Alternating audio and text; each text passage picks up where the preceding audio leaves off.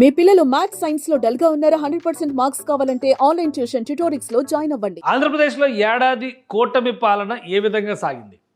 ప్రజల్లో పాజిటివ్ ఉందా? నెగిటివ్ ఉందా? జూన్ 4వ తేదీన రిజల్ట్ వచ్చి ఏడాది కంప్లీట్ అయింది. జూన్ 11వ తేదీకి ప్రభుత్వం ఏర్పడి ఏడాది అవుతుంది. ఈ నేపథ్యంలో ఓటర్ సంస్థ ఏపీలో ప్రభుత్వ పనితీరు పైన పబ్లిక్ నుంచి ఫీడ్బ్యాక్ సేకరించింది. అది ఏ విధంగా ఉందో ఆ రిపోర్ట్ ఏం చెప్తుందో ఒకసారి విశ్లేషించేటువంటి ప్రయత్నం చేద్దాం. గత ఎలక్షన్స్లో 2024 ఎలక్షన్ సమయంలో ఆంధ్రప్రదేశ్లో కూటమి ప్రభుత్వం ఏర్పడేటువంటి అవకాశాలు ఉన్నాయని చెప్పని ఎగ్జిట్ పోల్స్లో కానీ సర్వే కానీ ప్రీ పోల్ సర్వేలో కూడా ఈ సంస్థ చెప్పింది. సో ఇప్పుడు ఏడాది పాలనకు సంబంధించి ఓటా సంస్థ, ఇది ఓటా అంటే voice of Telangana and Andhra అనేటువంటి పేరుతో హైదరాబాద్ ఆర్గనైజేషన్, హైదరాబాద్ నుంచి నడిపించేటువంటి ఆర్గనైజేషన్ ఇది. కూటమి పాలనకు ఏడాది సర్వే రిపోర్టు మే 20వ తేదీ నుంచి జూన్ 5 వరకు ఈ శాంపిల్ కలెక్షన్ సేకరించారు. దాని ఫీడ్బ్యాక్ రూపంలో ఈ సంస్థ ఇచ్చింది. సో మొత్తం శాంపిల్స్కి సంబంధించినటువంటి డేటాను కూడా ఇందులో ఇచ్చారు. 1950 శాంపిల్స్ తీసుకున్నారు. సర్వే విధానం వచ్చేసి ర్యాండమ్ మెథడాలజీని అనుసరించారు. పురుషులు 61% మంది, మహిళలు 39% మంది. వయసు ఆధారంగా చూస్తే 18 నుంచి 25, 26 నుంచి 35, 36 నుంచి 45, 46 నుంచి 55, 56 నుంచి 65, ఆ పైన 65. సో అందులో కూడా రేషియోస్ ఫాలో అయ్యారు. ఇందులో మళ్ళీ పని ఆధారంగా ప్రభుత్వ నిరుద్యోగులు, రైతులు, కూలీలు, ప్రభుత్వ ఉద్యోగులు, ప్రైవేట్ ఉద్యోగులు, రిటైర్డ్ ఉద్యోగులు, గృహిణులు, కార్మికులు, పెన్షన్దారులు, చిరు వ్యాపారులు, వీళ్ళందరినీ కూడా ఇందులో ఇన్వాల్వ్ చేశారు. ఆ పర్సంటేజ్కి సంబంధించినటువంటి డేటా కూడా ఇచ్చారు. సో ఎక్కువ పర్సంటేజ్, మేజర్ పర్సంటేజ్ ఇక్కడ చూస్తే కనుక ప్రైవేట్ ఉద్యోగుల నుంచి, మహిళల నుంచి సేకరించారు. ఇందులో ఈ రేషియోస్ వైజ్గా మనం చూసినప్పుడు. సో ఓవరాల్గా ఈ సర్వే ఏం చెప్తుంది? 1 ఇయర్ రిపోర్టు, ఆంధ్రప్రదేశ్ ప్రభుత్వానికి సంబంధించిన ప్రోగ్రెస్ రిపోర్ట్ ఏ విధంగా ఉంది చూద్దాం. ఇది ఏడాది కూటమి పాలన ఎలా ఉంది అనేది ఒక మొత్తం 15 ప్రశ్నలు ఇందులో ఉన్నాయి. 15 ప్రశ్నలతో పాటు కొన్ని అనుబంధ ప్రశ్నలు కూడా దానికి రెడీ చేశారు. పబ్లిక్ ఒపీనియన్ నుంచి వచ్చినటువంటి ఫీడ్బ్యాక్ను కూడా ఇందులో పాయింట్స్ రూపంలో ఇచ్చారు. సో ఏడాది పాలన ఎలా ఉందనే దానిపైన 55% మంది బాగుందని చెప్పని టిక్ పెట్టారు. బాగోలేదు అన్నవాళ్ళు 21% మంది ఉన్నారు. పర్వాలేదు అన్నవాళ్ళు 15% మంది ఉన్నారు. అంటే ఒక యావరేజ్గా చూస్తే కనుక ఇవి రెండు కూడా కలుపుకోవాల్సిన పరిస్థితి ఉంటుంది. 55, 15 అంటే దగ్గర దగ్గర 70% మంది పాజిటివ్గానే ఉన్నారు ప్రభుత్వానికి అనేటువంటి సంకేతాలు క్లియర్గా ఇచ్చారు. ఇక బాగోలేదు అన్నవాళ్ళు, చెత్తగా ఉంది అన్నవాళ్ళు 21 అంటే 30% మంది వీళ్ళు మిగిలారు. సో ఇది ఫీడ్బ్యాక్. 1 ఇయర్లో కూటమి ప్రభుత్వం, చంద్రబాబు నాయుడు, పవన్ కళ్యాణ్, బీజేపీ నుంచి చూస్తే కనుక ప్రధానమంత్రి నరేంద్ర మోడీ. సో వీళ్ళు ముగ్గురు కలిసికట్టుగా చేసినటువంటి హామీలు కానీ, గెలిచిన తర్వాత అనుసరిస్తున్నటువంటి విధానం కానీ, రాష్ట్ర అభివృద్ధి, అభ్యున్నతి, అమరావతి నిర్మాణం, పోలవరం నిర్మాణం, సమగ్ర ప్రణాళికలు అనేటువంటి విషయంలో 70% మంది ప్రజలు సుముఖంగా ఉన్నారు, కూటమికి అనుకూలంగా ఉన్నారు. కూటమి ప్రభుత్వం అనుసరిస్తున్నటువంటి పాలనా పద్ధతులకి సానుకూలంగా స్పందించారు అనుకోవచ్చు. ఇక సూపర్ 6 హామీలు అమలవుతాయి. ఇదే కదా చర్చ. ఇప్పుడు విపక్షాలు పదే చెప్తుంది ఒక్క హామీ కూడా నెరవేర్చలేదని. కానీ ఇక్కడ పబ్లిక్ ఒపీనియన్ ఎలా ఉందో చూద్దాం. అమలవుతాయి అన్నవాళ్ళు 55% మంది ఉన్నారు. కావు అన్నవాళ్ళు 26% మంది ఉన్నారు. కొన్ని మాత్రమే అన్నవాళ్ళు 15% మంది ఉన్నారు. ఇప్పుడే చెప్పలేము అన్నవాళ్ళు 4% మంది ఉన్నారు. సో ఆ లెక్కను చూసినా కానీ ఇక్కడ 70% ఫీడ్బ్యాక్ మళ్ళీ ఇక్కడ కూడా వస్తుంది. పథకాలపైన కూడా కూటమి ప్రభుత్వం పట్ల విశ్వసనీయత ఉంది అనేటువంటి సంకేతాలు చాలా స్పష్టంగా ఈ ఫీడ్బ్యాక్ను బట్టి మనం అర్థం చేసుకోవచ్చు. అన్ని పథకాలు ఒకేసారి అమలు చేయలేకపోవచ్చు, దశల వారీగా అమలు చేయొచ్చు, కొన్ని అమలు చేయొచ్చు. సో ఇచ్చిన హామీల విషయంలో అమలవుతున్నటువంటి విధానంలో ఒక బేరీజు వేసుకునేటువంటి పరిస్థితి ఆంధ్రప్రదేశ్లో కనిపిస్తుంది అనేది ఈ ఫీడ్బ్యాక్ నుంచి మనం అర్థం చేసుకోవచ్చు. కూటమి ప్రభుత్వం 5 ఏళ్ళు సజావుగా ఉంటుందా అంటే ఉంటుంది అన్న వాళ్ళు 62% మంది ఉన్నారు. అక్కడ నంబర్స్ చాలా గట్టిగా ఉన్నాయి. తెలుగుదేశం పార్టీకి, జనసేనకి అందరికీ 93% రిజల్ట్తో ఉన్నారు. కాబట్టి ఖచ్చితంగా ప్రభుత్వం స్థిరంగా ఉంటుందన్న విషయంలో మాత్రం 62% మంది అన్నారు. ఉండదు అనేవాళ్ళు 12% మంది అన్నారు.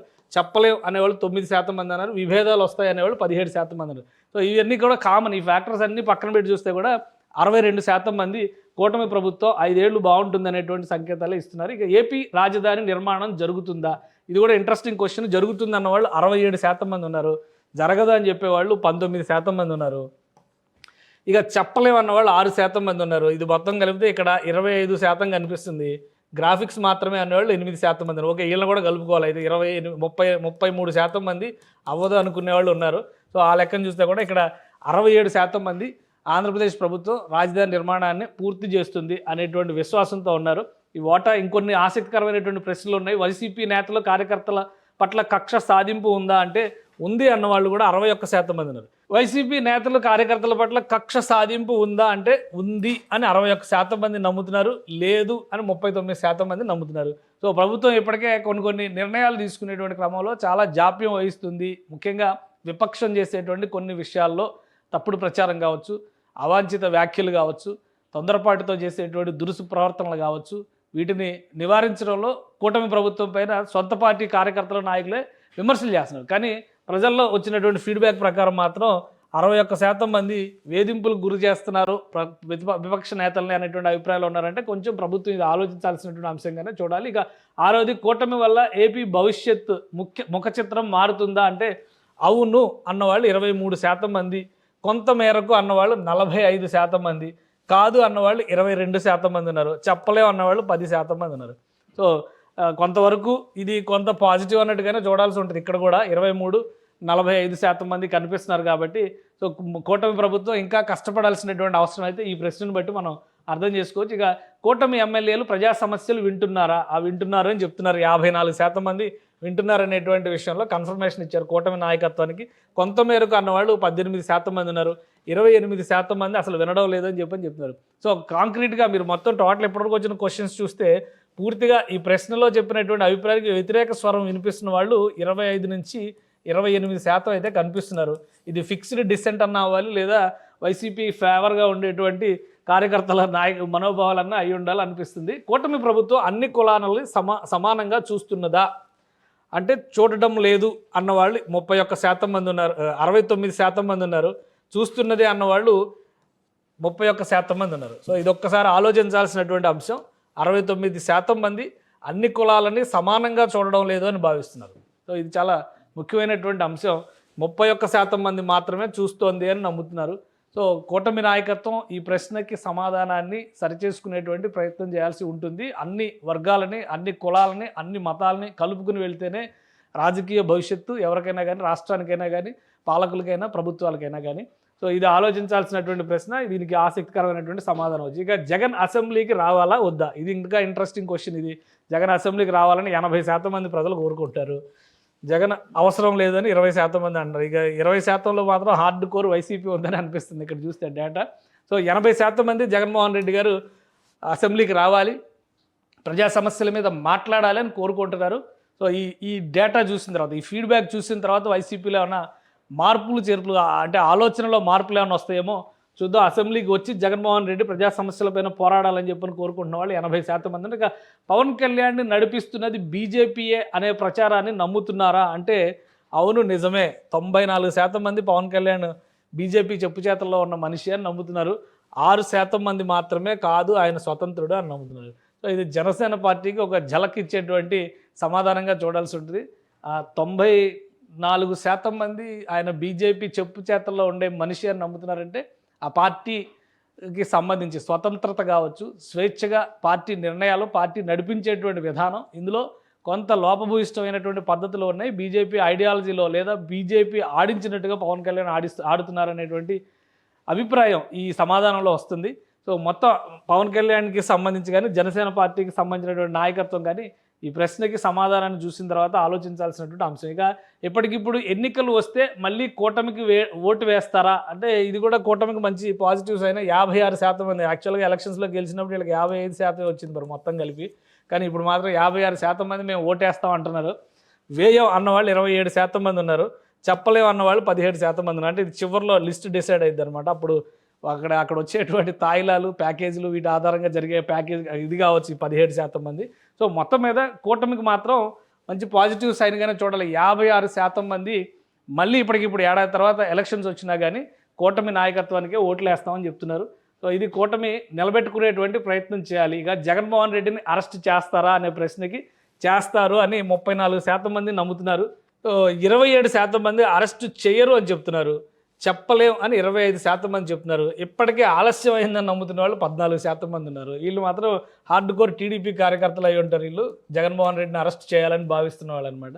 సో ఓవరాల్గా అరెస్ట్ అయ్యేటువంటి అవకాశాలు ఎక్కువగా ఉన్నాయని మెజారిటీ 37% మంది నమ్ముతున్నారు.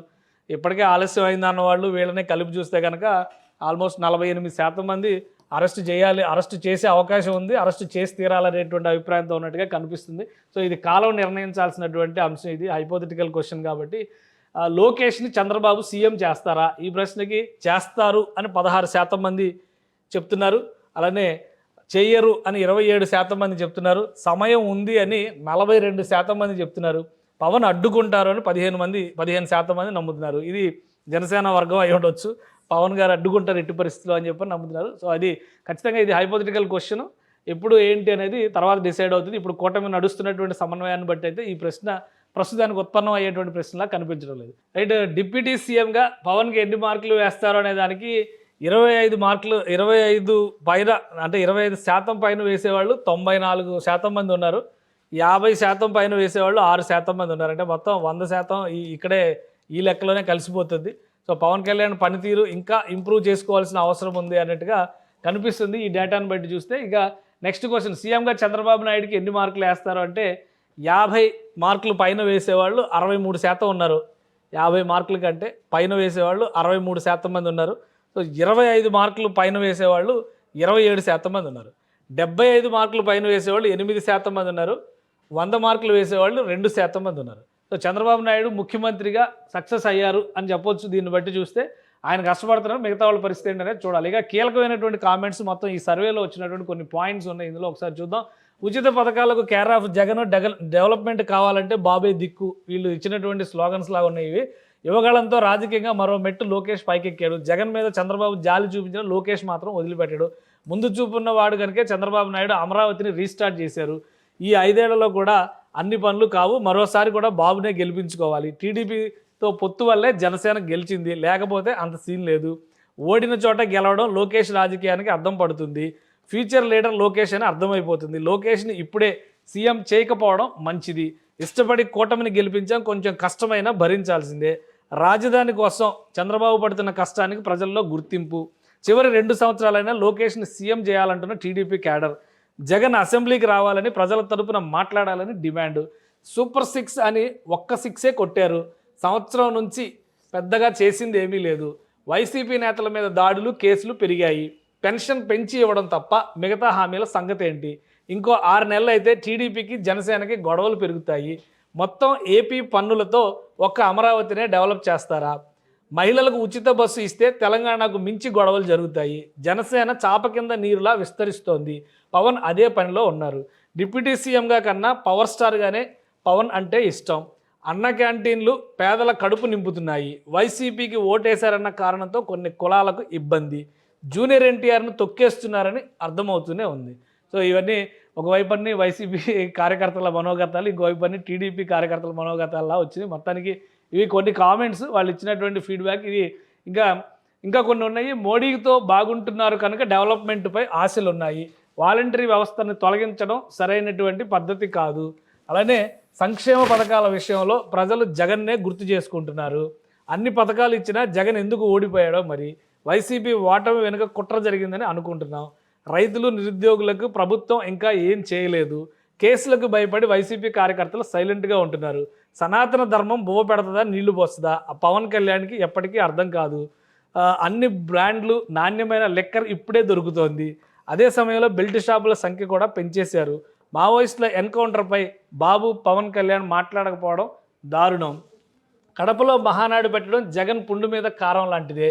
జగన్ పథకాలు కొనసాగకపోవడం ప్రజలకు నష్టమే కదా. ఏపీలో బీజేపీ నాయకుల కంటే కేఏ పాల్ బెటర్. ఇది మరి దారుణమైన స్టేట్మెంట్ ఇది. రోడ్ల విషయంలో కొంత కదలిక వచ్చింది కానీ సరిపోదు. కింద కులాలకు మేలు జరిగే పనులు కూటమి చేయడం లేదు. ఇచ్చిన హామీలు అమలు చేయకపోతే మళ్ళీ వచ్చే ప్రభుత్వం జగన్దే. వచ్చే ఎన్నికల నాటికి బీజేపీ, జనసేన కలిసి టీడీపీకి హ్యాండ్ ఇస్తాయి.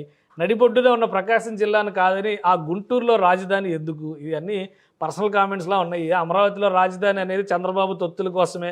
నాయకుల స్వార్థం చూస్తుంటే రాష్ట్రం విడిపోవడమే బాగు అనిపిస్తుంది. అంటే ఇంకోసారి విడిపోవాలన్నా వీళ్ళ కోరిక. డబ్బులు లేవు, అప్పులు చేసి ఉచితాలు ఇవ్వాల్సిందే బాబు గారు, చెప్పినవన్నీ చేస్తే 20 ఏళ్ళు టీడీపీదే అధికారం.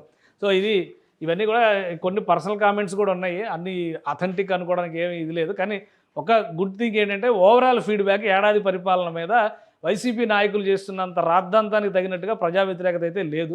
వ్యక్తిగతంగా ఒకరికి ఇష్టమైన వాళ్ళు ఉండొచ్చు, ఇంకొకరికి ఇష్టం లేని వాళ్ళు ఉండొచ్చు. పవన్ కళ్యాణ్ని కొందరు అభిమానించవచ్చు, చంద్రబాబు నాయుడిని కొందరు అభిమానించవచ్చు, లోకేష్ గారిని ఇంకొందరు అభిమానించవచ్చు.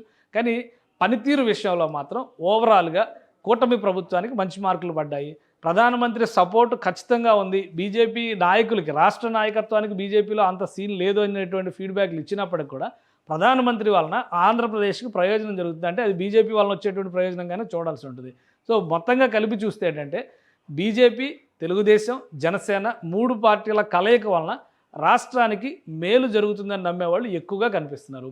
ఏడాది పరిపాలన విషయంలో కూడా ఆ సమన్వయం సాధించడంలో సక్సెస్ అయ్యారు. కాకపోతే సంక్షేమ పథకాలు అనేటువంటి అంటే ఇప్పుడు ఈ సూపర్ 6 అని చెప్పినటువంటి పథకాలని ఎప్పటిలోగా అమలు చేస్తారు, ఎలా అమలు చేస్తారు, దానికి సంబంధించి ఒక రోడ్ మ్యాప్ రెడీ చేసుకోవాల్సినటువంటి అవసరం అయితే కూటమి నాయకత్వానికి కనిపిస్తుంది.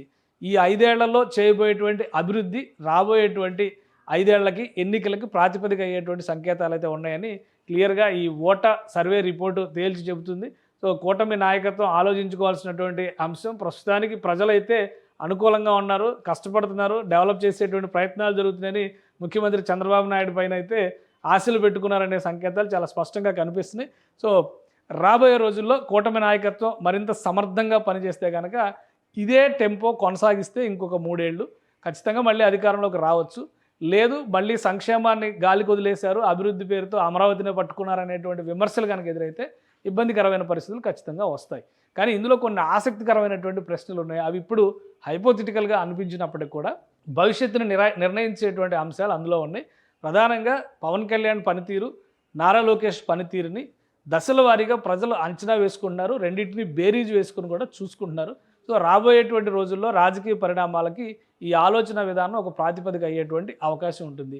ప్రస్తుతానికి కూటమి ప్రభుత్వానికి మంచి మార్కులు వచ్చినట్టుగానే ఈ ప్రోగ్రెస్ రిపోర్ట్ను బట్టి మనం అర్థం చేసుకోవచ్చు.